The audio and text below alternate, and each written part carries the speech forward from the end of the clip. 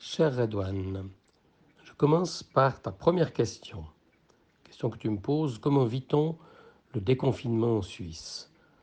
Bon, on a l'impression que dans la population, il y a deux sentiments. Il y a certaines personnes qui ont un véritable sentiment de libération. On ressort enfin, on revit, on retourne au restaurant. Et ces personnes, parfois, sont à risque de ne pas respecter les limites de prudence qui leur sont imposées. Chez nous, c'est 2 mètres de distance. Si on ne peut pas atteindre les 2 mètres, on nous recommande de porter un masque. On ne peut pas se rassembler actuellement à plus de 10 personnes. Avant la dernière intervention du Conseil fédéral, c'était 5 personnes. Donc on a l'impression qu'il y a un certain nombre de personnes qui sont dans un état de sentiment de libération et qui ne vont pas respecter ces règles. Puis d'un autre côté, on a des gens dans la population qui sont des anxieux, qui ont des peurs. D'ailleurs, on les voit très bien dans le train. Maintenant, les gens reprennent le train. Alors, il y a ceux qui portent des masques, il y a ceux qui ne portent pas de masque. Et en fait, je dirais la majorité n'ont pas de masque, mais des gens des fois qui ont un air très craintif, qui rasent les murs et puis qui ont des masques, font peut-être partie des anxieux. Donc il y a la population des avec et la population des sans masque.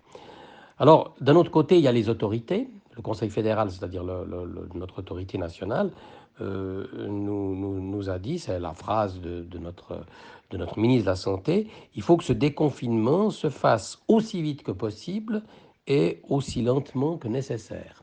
C'est une phrase qui a même été inscrite sur des t-shirts qui sont en vente. Il y a des gens qui peuvent porter ce t-shirt aussi vite que possible, aussi lentement que nécessaire. On voit même des affiches dans les rues avec ce slogan, qui est un assez joli slogan. Maintenant, comment ça se passe pour le médecin? Donc pour le médecin généraliste, j'entends bien. Bien, depuis le début, je dirais tout au début du déconfinement, les patients étaient encore assez craintifs pour venir au cabinet. Après une période où les patients ne venaient pas au cabinet, on faisait énormément de téléconsultations, eh bien les patients reviennent au cabinet. Depuis lundi, on a de nouveau des consultations qui fonctionnent comme précédemment. De nouveau, par exemple, ce que je n'avais plus vu pendant pas mal de temps, de nouveau des accidents. On glisse de nouveau dans sa cuisine.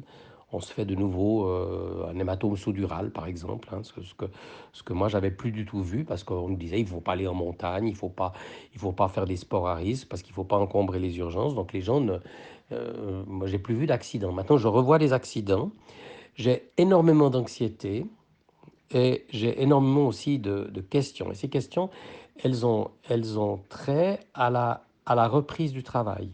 Du style, je suis une personne à risque, j'ai un traitement par exemple immunosuppresseur pour une polyarthrite rhumatoïde, et puis mes enfants vont aller à l'école, ils vont me rapporter le Covid à la maison. Qu'est-ce que je dois faire?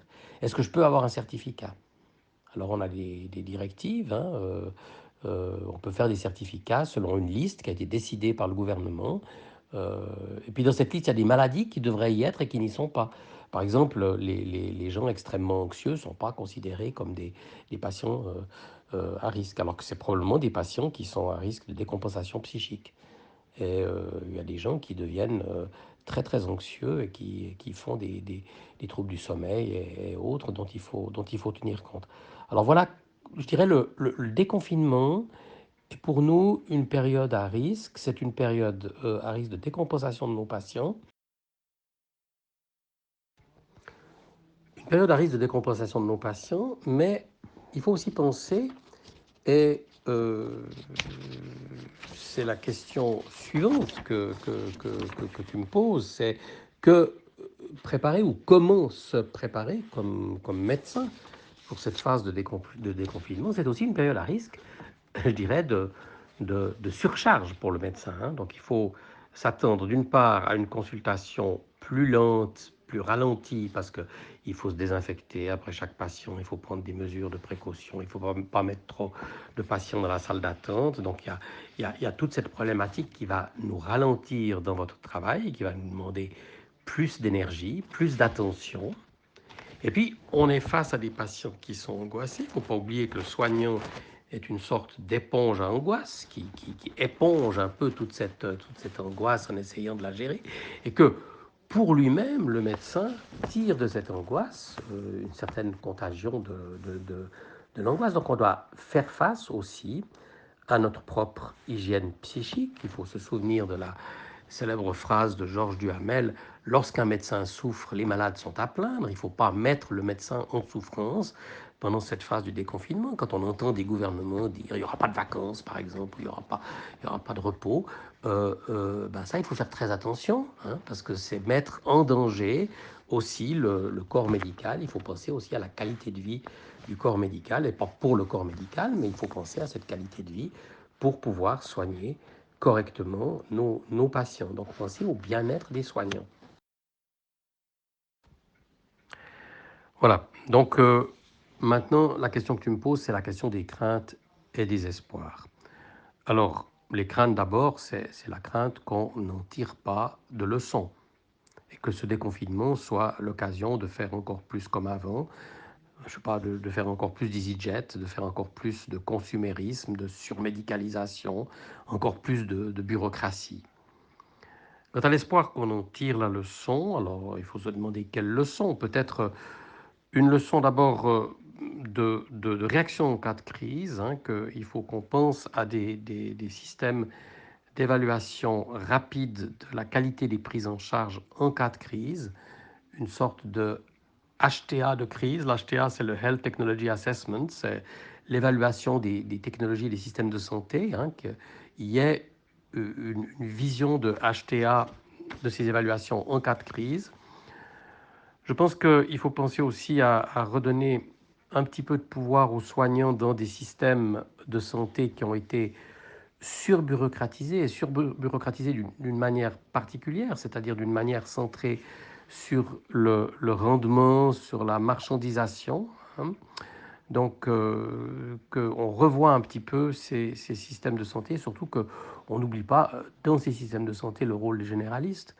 Moi, je vis dans un pays où, selon les cantons, il y a des cantons où on a, disons, donné aux généralistes un rôle très central dans la prise en charge au début de la crise, par exemple dans les frottis. Et puis, il y a des cantons où on a dit non, les généralistes n'en font pas, toute la prise en charge va se faire dans des centres, dans des hôpitaux. Ben, il faudra qu'on réévalue ça. Et moi, personnellement, je pense que les généralistes ont un rôle central dans ces crises, notamment euh, un rôle que je dirais qui est celui... La crise est toujours disruptive, hein. La crise, elle crée une disruption. Et le généraliste, c'est le médecin de la continuité. Il est là pour maintenir la continuité dans cette disruption. Par exemple, pour appeler ces patients chroniques par téléphone à domicile alors que la crise est là, pour dire on est là. Et ça, j'ai vécu une très grande reconnaissance des patients quand on faisait ça, quand on appelait ces patients chroniques à domicile pour s'enquérir de leur santé ou comment ils allaient. Donc si on veut, on est les garants de la continuité, de la globalité de la prise en charge dans la disruption. Donc redonner aux généralistes un rôle central dans le système de soins, redonner de l'humanité à la médecine, hein, c'est-à-dire ce contact direct avec les gens que j'ai décrit, ne fût-ce que par téléphone, ce contact qui entre dans l'histoire des gens parce que c'est le contact dans une relation de continuité. Peut-être qu'il faudra qu'on apprenne aussi à ralentir, ralentir son rythme. J'en reviens à cette phrase aussi lentement que nécessaire, et c'est nécessaire d'être lent. Il faut faire de la médecine lente, de la slow medicine, il faut faire de la recherche lente, de la slow research, et pas être tout le temps acculé à devoir faire du rendement ou de l'impact factor dans sa recherche. Il faut apprendre à prendre son temps.